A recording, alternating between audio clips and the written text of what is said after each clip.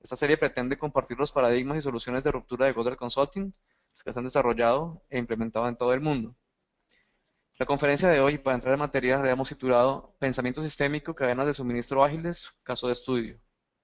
Para desarrollar este tema, nos acompaña un alumno directo del Dr. Goldratt y una de las personas que tuvo el honor de trabajar directamente con el Dr. Eli Goldratt por largo tiempo.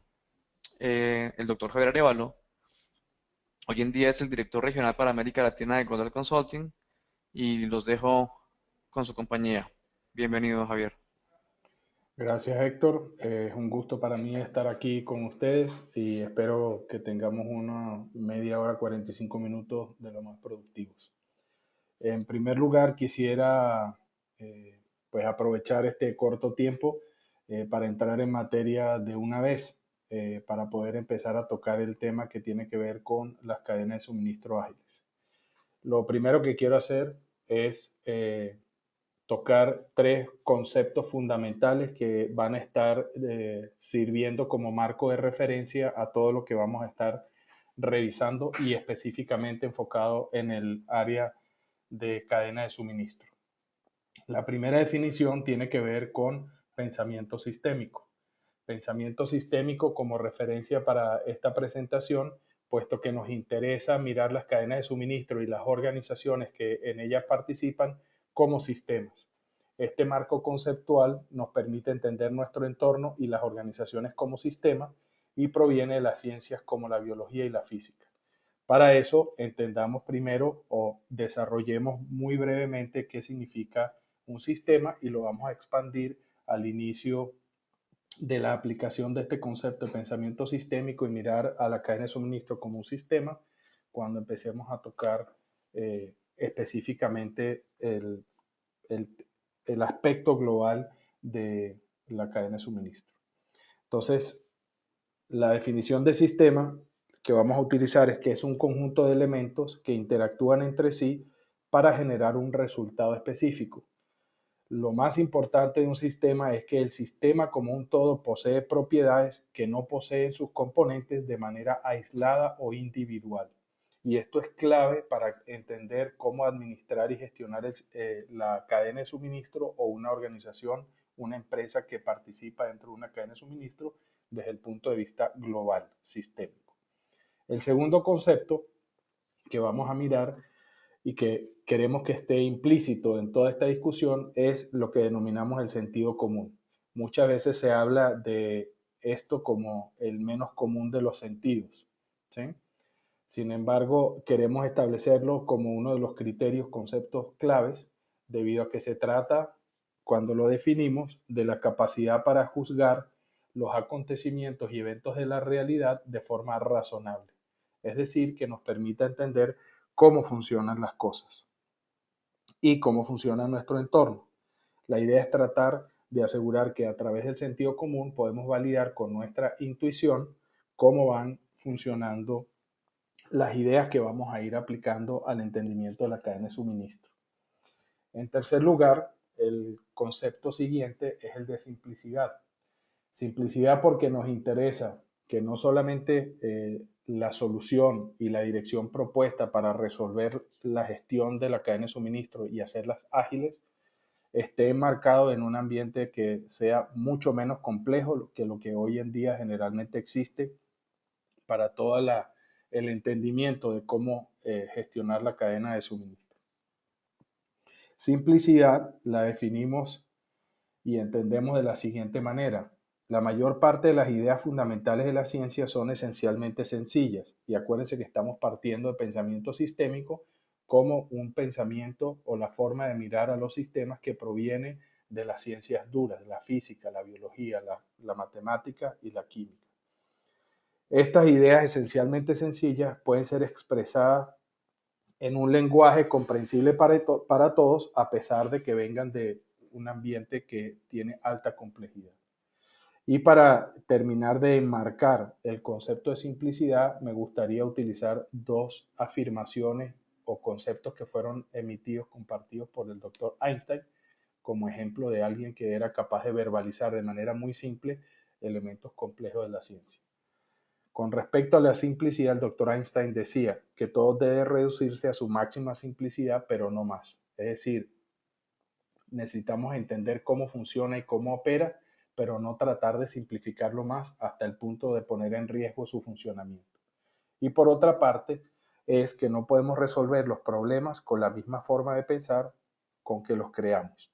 Esto quiere decir que usualmente en la medida que vamos desarrollando tecnología, es decir, la aplicación del conocimiento científico, vamos encontrando soluciones a problemas. Pero cada solución que ponemos trae por sí como componente adicional nuevos retos, nuevos problemas que se presentan. La capacidad para resolver estos nuevos problemas, estos nuevos entendimientos requieren de una perspectiva distinta, de la cual utilizamos para generar esa aplicación tecnológica.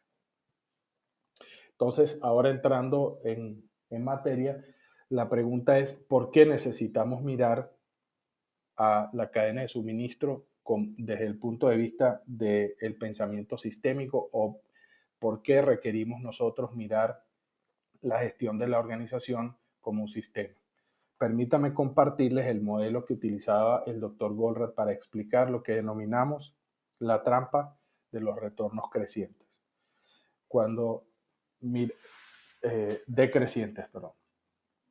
Cuando miramos el desempeño de las compañías, indudablemente, y aún hoy en día, si miramos cómo están siendo gestionadas y cuáles son las iniciativas que las compañías tienen hoy para tratar de continuar mejorando su desempeño, encontramos que la mayoría de los esfuerzos que se hacen están llevados a generar una mejora operacional. Esa mejora operacional, por ejemplo, tomando el término que se utiliza en la industria y en la metodología desarrollada por la industria japonesa como Toyota, el sistema de producción Toyota que hoy en día se conoce con otros nombres como Lean o manufactura esbelta, el Kaizen. El Kaizen es todo proyecto o iniciativa para remover un elemento de perturbación al flujo del sistema o mejorar su desempeño operacional. Cualquier proyecto, cualquier mejora puntual que se pueda hacer. En ese sentido, cuando la organización está involucrada y está generando innumerables iniciativas para la mejora operacional, esa tendencia a la mejora del desempeño tiene una meseta de, de alcance de resultados. Y esa meseta usualmente corresponde a lo que denominamos eh, a través de generar unas mejoras operacionales. Sin embargo, en el futuro esa meseta tiende a extenderse. Es decir, lo mismo que sucede, voy a utilizar el ejemplo de calidad total. Cuando pasamos de la filosofía y la metodología del doctor Deming de calidad total a un sistema que exige o trata de alcanzar niveles de calidad de 6 sigma, es decir, de 3 partes por millón aproximadamente, estamos entrando en un ambiente usualmente de retornos decrecientes. Es decir, que cada esfuerzo de reducir, por ejemplo, de 10 partes por millón a 5 partes por millón requiere un esfuerzo particular. De 5 partes por millón a 2,5 o 3 partes por millón requiere un esfuerzo muy superior al que nos llevó de 10 a 5. Y eso es lo que conocemos como la ley de retorno decreciente.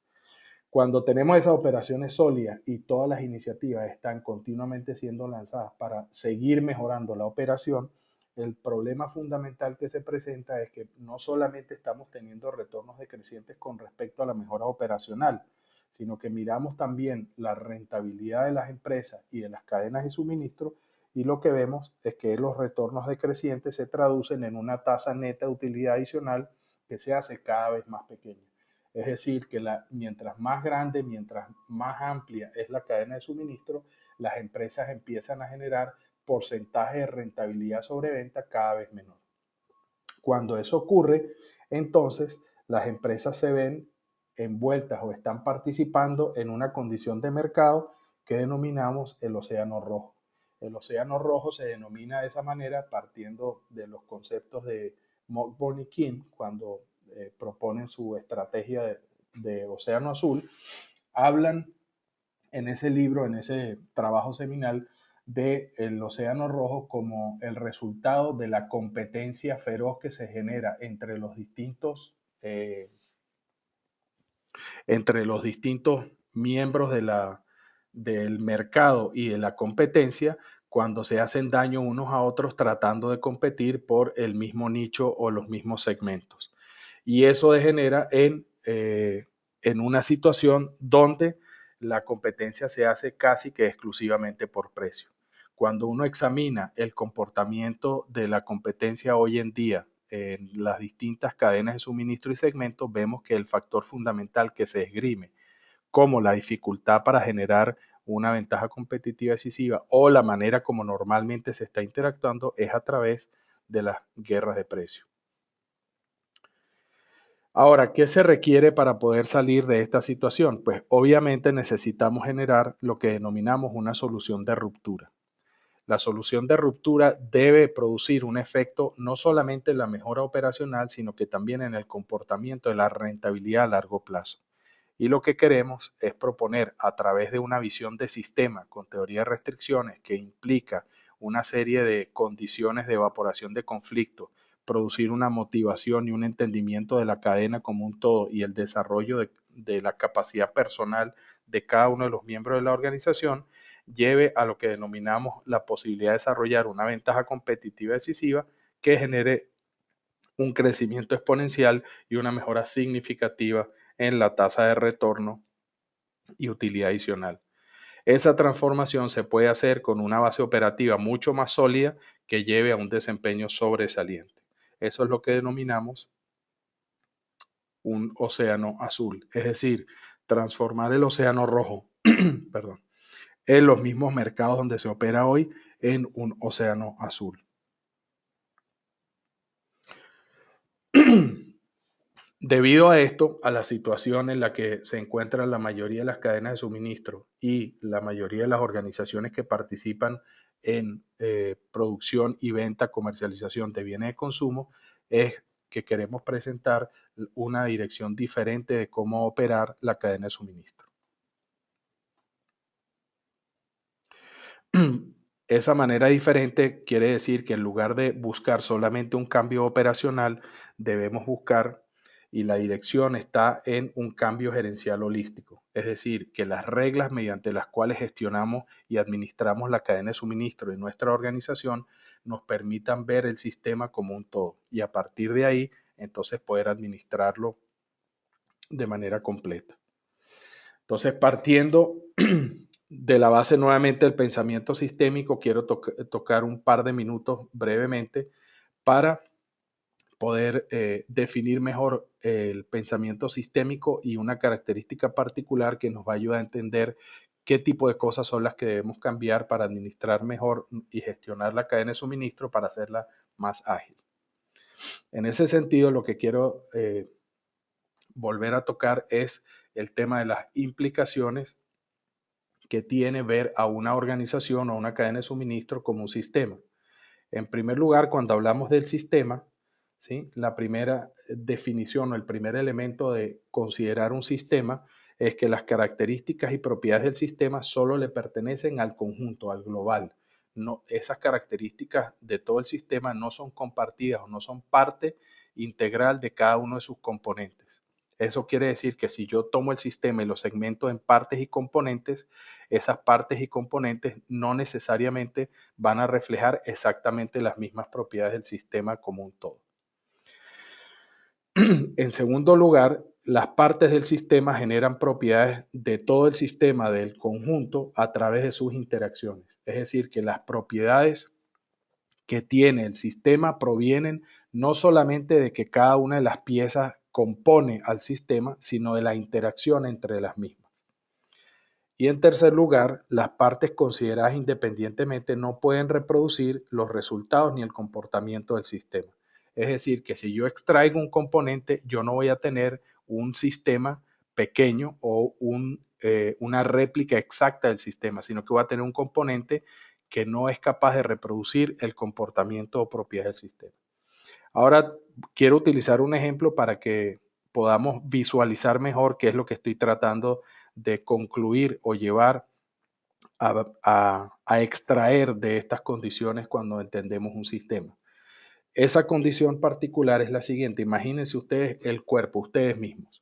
Ustedes como individuos son un sistema, están compuestos por distintos órganos y subsistemas que permiten el funcionamiento.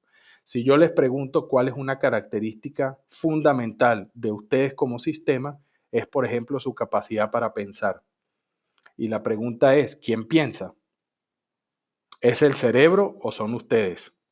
Si decimos que el cerebro como pieza componente fundamental del sistema es capaz de reproducir la capacidad del sistema, esa propiedad de pensar, pues bastaría con que yo extrajera el cerebro y le dijera piensa, pero sabemos que no es así.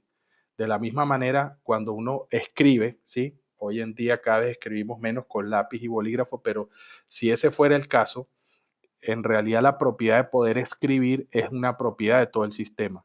Si yo me corto la mano y la pongo en la mesa y le digo escribe, la mano no puede reproducir la capacidad del sistema.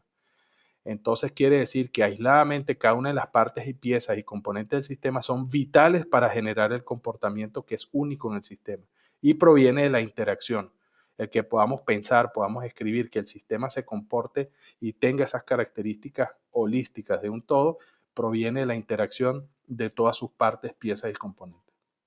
Entonces, refiriéndome a esto, fíjense qué es lo que, qué es lo que sucede. Las implicaciones que tiene esto cuando hablamos de una organización es lo siguiente. Miremos a través de un ejemplo de Russell Ackoff, que es uno de los pensadores de pensamiento sistémico más conocido y profundo que existió y que tuvimos en la actualidad. Lo que quiero es utilizar un ejemplo que utilizaba él para demostrar y llevar a la siguiente conclusión acerca del pensamiento sistémico. ¿Sí? Entonces, hagamos un experimento mental que es el siguiente. Piense que tenemos la lista de los mejores 200 vehículos a nuestra disposición. Y esos 200 vehículos le vamos a pedir a los ingenieros que seleccionen el que tiene el mejor motor, la mejor suspensión, la mejor transmisión, etcétera. Y luego le vamos a pedir a esos ingenieros que cojan y tomen cada una de esas mejores partes de cada uno de los 200 mejores vehículos de la lista y los extraigan y ahora tenemos el mejor motor, la mejor suspensión. Digamos que el mejor motor es el de Ferrari, la mejor suspensión de BMW, la mejor transmisión de Volkswagen, ¿sí? Una vez que tenemos esos componentes, ahora yo le digo, ahora ensámbleme el mejor carro del mundo, ¿sí? ¿Es posible ensamblar todas esas piezas para que me den el mejor carro del mundo? ¿Cuál es la respuesta? ¿Sí? La implicación es que ni siquiera tenemos un carro. La propiedad del carro de podernos llevar de un sitio a otro con comodidad, con eficiencia o con velocidad, esa propiedad particular del carro no la puede reproducir cada una de sus partes por separado. Y si tratamos de obtener la mejor parte o el mejor componente de cada uno de los que está disponible en distintos productos, no tenemos al final el mejor carro. Esa implicación lo que quiere decir es que la mejora de cualquier parte del sistema tiene sentido si y solo si se mejora el indicador de global del sistema. Es decir, si yo tomo el mejor motor, la mejor transmisión, la mejor suspensión y trato de ponerlos todos juntos, no encajan. Entonces, cuando gestionamos nuestras organizaciones, tratar de que cada una de las partes y componentes de la organización haga el máximo, lo mejor de sí mismo, trate de ser la mejor función de operaciones, la mejor función de manufactura, la mejor función de cadena de suministro y logística, la mejor función de finanzas, al final lo único que hacemos es desincronizar el sistema. El sistema no encaja consigo mismo. Como decía el doctor Deming, para que el sistema funcione de manera óptima, muchos de sus partes y componentes deben funcionar de manera subóptima, porque al final lo que importa es el resultado global del sistema. ¿Okay? ¿Qué implicaciones tiene esto? ¿Cómo gestionamos hoy las cadenas de suministro y cómo gestionamos nuestras compañías? Gestionamos nuestras compañías obviamente dividiendo ese todo en subsistemas y esos subsistemas le colocamos indicadores de desempeño y los tratamos de maximizar. Es como tratar de construir un carro con piezas que no encajan entre sí. ¿Okay? Ahora tomando esto necesitamos un nuevo marco de referencia. Para un nuevo marco de referencia lo que proponemos es que debe haber un indicador primario que es el que guía al sistema y que nos permite entender cuál es la dirección en la que las decisiones se deben tomar. Para eso recomendamos y sugerimos el sistema de indicadores propuesto por el doctor Goldratt, que fueron descritos en su libro La Meta y en el libro No es cuestión de suerte, que es la continuación de La Meta. ¿Por qué decimos esto? Una compañía es una fábrica de decisiones y juicios. Tomar decisiones basadas en supuestos equivocados o erróneos sobre la realidad conduce a resultados inferiores o genera daños al sistema. Estos elementos que el doctor Goldran nos provee y que nos permite gestionar al sistema como un todo son los indicadores de desempeño, como throughput, inventario, inversión y gasto operativo. Para una buena decisión solamente es necesario considerar al throughput como el indicador global de todo el sistema, es decir, cuánto dinero se genera a través de las ventas. Y a su vez, cada uno de los componentes del sistema genera inversión o gasto como entes individuales. Entonces lo que debemos hacer para tomar una buena decisión es si la decisión nos ayuda a maximizar el throughput y qué impacto tiene localmente en el incremento o reducción del inventario o la inversión, el incremento o la reducción del gasto operativo. En segundo lugar, debemos considerar la restricción como el eslabón más débil de toda la cadena de suministro en este caso particular. Y para eso tenemos los 5 pasos de enfoque que nos permiten maximizar el desempeño del sistema como un todo, que es asegurar que sabemos dónde está la restricción, cómo sacamos el máximo provecho, que es explotar, cómo subordinamos el resto del sistema a esa restricción, cómo elevamos esa capacidad y cuidado con la inercia, es decir, las políticas y reglas establecidas cuando dividimos al sistema en subsistemas y les colocamos indicadores locales. ¿Okay? Entonces, tomando estos indicadores y entendiendo que necesitamos gestionar la cadena de suministro y la organización con unos indicadores distintos, es decir, atendiendo al beneficio global y lo que cada una de las piezas y partes del sistema consume como inventario y gasto operativo, y entendiendo que existe una restricción, miremos ahora la cadena de suministro. La cadena de suministro y todas las organizaciones deben funcionar de la siguiente manera. Para hacerlas ágiles necesitamos que haya sincronización. Ahora, ¿qué significa sincronización? El modelo de sincronización quiere usar un ambiente de referencia. Este ambiente de referencia es la orquesta sinfónica. Pregúntense ustedes, cuando la orquesta está operando a su máximo desempeño, ¿quiénes están tocando los instrumentos? ¿Tocan todos a la vez? ¿Está cada uno tratando de maximizar el tiempo que está tocando y haciendo sonar su instrumento? ¿O están siguiendo una partitura común donde cada uno interviene cuando se requiere para generar la armonía, la tonalidad y el ritmo y la cadencia de la sinfonía? ¿Okay? En ese sentido, inclusive, uno puede preguntarse, ese músico que está ahí, el que tiene los tambores, ¿sí? Generalmente pasa toda la noche esperando hasta que le toca su turno. Y eso quiere decir que es muy común en sistemas extremadamente eficaces y eficientes, ¿sí? Como un todo, que muchos de los recursos estén sin trabajar y sin operar gran parte del tiempo. Y sin embargo, se les paga exactamente igual, se espera que tengan alto grado de competencia y que participen y contribuyan al resultado. Siendo esto así, ahora cómo transferimos esto a nuestra cadena de suministro. ¿Sí? Miremos específicamente otro ambiente de referencia que nos permita entonces entender qué principios vamos a extraer cuando empezamos a mirar la cadena de suministro como un todo. El ambiente de referencia que quiero utilizar es este. Es una represa donde se acumula el agua y después de ahí se distribuye a través del sistema de acueducto y se distribuye a través de todas las zonas pobladas. ¿Okay? Cuando miramos ese ambiente de referencia y lo vamos a detallar, pues vamos a ver varias cosas. En primer lugar, esa distribución del agua está toda conectada y el inventario de agua, que es un solo SKU, una sola de referencia, está distribuido pues cada vez en menor cantidades o con más granularidad en la medida que nos acercamos más al consumidor final. Entonces, algunos elementos que quiero destacar de este sistema, ¿sí? Son los siguientes. En primer lugar, si miramos cada uno de los puntos de consumo, ¿sí? Donde tenemos los cuadritos azules son cada uno de los puntos donde se consume agua. Por definición, muchas veces ahí donde se consume el producto o lo que distribuye la cadena de suministro, pues obviamente debe haber una cantidad de producto porque se espera un servicio o una capacidad para consumirlo de forma inmediata. En segundo lugar, tenemos otros elementos donde hay un consumo mayor, el inventario debe ser mayor, ¿sí? Y eso es lo que quiere significar los distintos tamaños del cuadrado. Ahora, uno cuando mira la distribución de estos tamaños de inventario que colocamos para una distribución eficaz y eficiente, vemos que la mayor cantidad de inventario, ¿dónde está? Está en el reservorio, en la represa.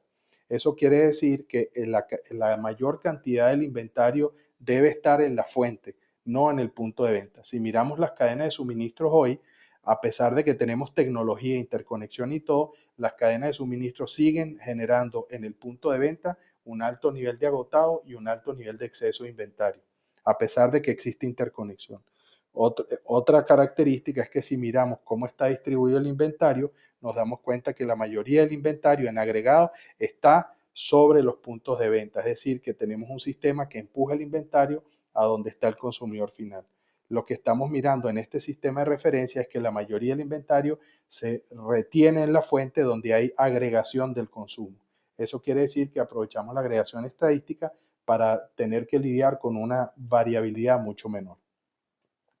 Entonces, la interconexión entre las distintas partes del sistema nos permite cada vez que hay un consumo reponer inmediatamente y el consumidor consume exactamente lo que necesita, ¿sí?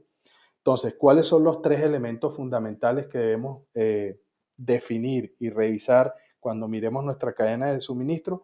Primero, entender que los inventarios funcionan como amortiguadores, buffers para la variabilidad del consumo y de suministro.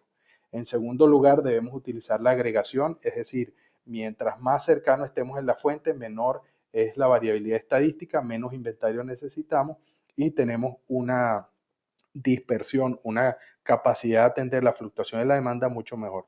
Y en tercer lugar, necesitamos tener una conexión al consumo real que ocurre en donde está el consumidor. Es decir, que en el momento que se consuma, ese consumo debe disparar una reacción de toda la cadena. ¿Sí?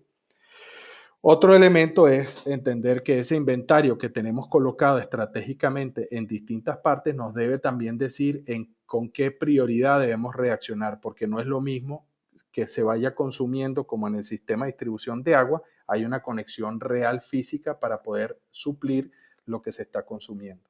Y en este caso particular utilizamos pues simplemente un sistema de colores para guiar la prioridad de la reposición del inventario que se va a reponer. Cuando el inventario está en rojo, está muy cerca de tener una no disponibilidad. Cuando el inventario está en verde, tiene alta disponibilidad. Eso, obviamente, en el sistema de distribución de agua se hace automáticamente por el sistema de tanques. Cuando el tanque se extrae agua, la válvula simplemente deja entrar nuevamente la reposición que proviene del sistema de acueducto. Ahora, estos principios se han resumido y se han extraído y se definen como los principios de flujo, ¿sí? Entonces, teniendo la solución completa, tenemos los inventarios, agregación y la conexión, pero a la vez también tenemos que estar seguros de que tenemos otros tres elementos necesarios. Uno, las prioridades de los amortiguadores, hacia qué punto de la cadena debemos reponer con mayor prioridad. Y segundo, retar políticas de lote, es decir, si uno mira el funcionamiento de la cadena de suministro, nos damos cuenta que hoy en día existen muchas políticas para tratar de optimizar cada una de las partes en el gasto, lo que decíamos antes, ¿sí? Por ejemplo, tratamos de optimizar camiones llenos siempre para asegurar de que efectivamente el nivel de gasto por transporte es mucho más eficiente. Sin embargo, cuando hacemos eso, tenemos que esperar a que el camión esté lleno o tenemos que esperar a que la planta termine de producir el lote completo o tenemos que esperar a tener consumo suficiente para colocar las órdenes una vez cada cierto tiempo y tener un volumen agregado que nos permita hacer la compra de cantidades mínimas. Esos lotes lo que hacen es, si ustedes se dan cuenta, es alargar el tiempo de reposición. Si alarga el tiempo de reposición, necesitamos más inventario. Y por último, necesitamos que el amortiguador sea variable, es decir, que cuando haya consumo sea capaz de reponer, pero cuando no haya consumo simplemente no reponga. ¿Okay? Si tomamos todos estos elementos, ¿sí? Ahora establecemos un modelo mediante el cual lo que queremos hacer es mostrar cómo a través de estos principios se ha ido integrando la cadena de suministro y reproduciendo lo que pasa con el ambiente de referencia en una cadena de suministros real. Lo que tenemos es que a nivel de las tiendas pues cada una de las referencias o SKU que se consumen está representada por un amortiguador de 3 colores. Ese SKU tiene una representación en el centro de distribución regional y en el centro de distribución central y en la fábrica. Entonces, cada vez que hay un consumo de la tienda hacia el mercado porque el consumidor compra, ese consumo se reporta inmediatamente, diariamente al centro de distribución regional, que va acumulando los consumos diarios y repone con una frecuencia adecuada según el transporte. Y de la misma manera, cada vez que el CI regional hace un envío a las tiendas, es como un consumo que reporta al centro de distribución central, y este repone en la misma, con una frecuencia determinada, de la misma forma como se está haciendo a las tiendas, y de la misma forma como ocurre en las bodegas, pues el CI central reporta el consumo regular diariamente y la fábrica repone a esa bodega central de acuerdo a la frecuencia más conveniente. Lo mismo se puede hacer con la materia prima hacia los proveedores. Al final, la distribución del inventario está mayormente agregada en el centro de distribución central y en la planta, en lugar de los centros de distribución regional y las tiendas. Y el tiempo de reposición se hace lo más corto posible para asegurar que el inventario que existe en la cadena sea el mínimo necesario. Entonces, ¿qué es lo que ocurre? Que nos vamos moviendo más cerca de la demanda real. Pasamos de un sistema push a un sistema pull, y el gatillo para el fabricante y distribuidor es distinto. En el sistema push, todo el sistema funciona tratando de anticipar o decidir a priori qué es lo que esperamos que el consumidor va a consumir en el futuro. Y en el sistema pull, que es lo que está propuesto acá, es trabajar y hacer que la cadena de suministro reaccione a lo que el consumidor compró hoy. Entonces, lo que hacemos para desarrollar este sistema es aplicar los principios de flujo. Esos principios de flujo parten ya definidos en la meta en el capítulo 18, ya en el año 84, y esbozado de la siguiente manera. En una conversación entre Jonah, el consultor o el profesor de Alex Rogo, que lo va guiando con preguntas, le dice: sí, pero como probablemente ya sabrán, no debe balancearse la capacidad con la demanda. Lo que hay que balancear es el flujo del producto con la demanda del mercado. Esta, de hecho, es la primera de las 9 reglas que expresan la relación entre los cuellos de botella y los recursos no cuellos de botella, y la manera de administrar su planta. Permítame repetirlo: hay que balancear el flujo y no la capacidad. Ese es el primer entendimiento. El detalle de los principios de flujo, el doctor Goldratt los condensó en un artículo que escribió en el año 2008, que se denomina Sobre hombros de gigante, que está disponible. Lo pueden solicitar o lo pueden buscar en nuestro sitio de internet. Esos principios de flujo son los siguientes. El objetivo primario de las operaciones es mejorar el flujo. El mecanismo práctico para guiar a las operaciones cuando no producir, es decir, prevenir la sobreproducción, debe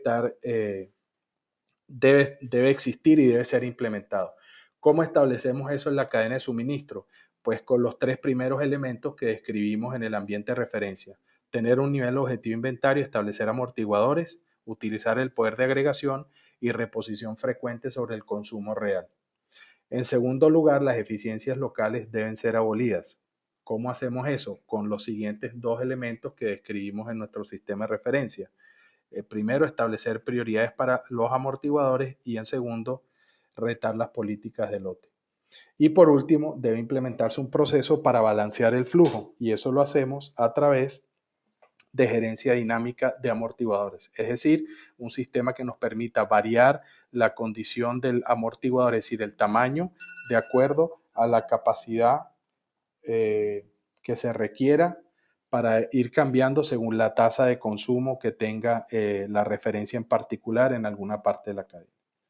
Bien, entendiendo estos principios de flujo, entonces me voy a tomar un par de minutos más para pasar y mostrarles un caso de estudio.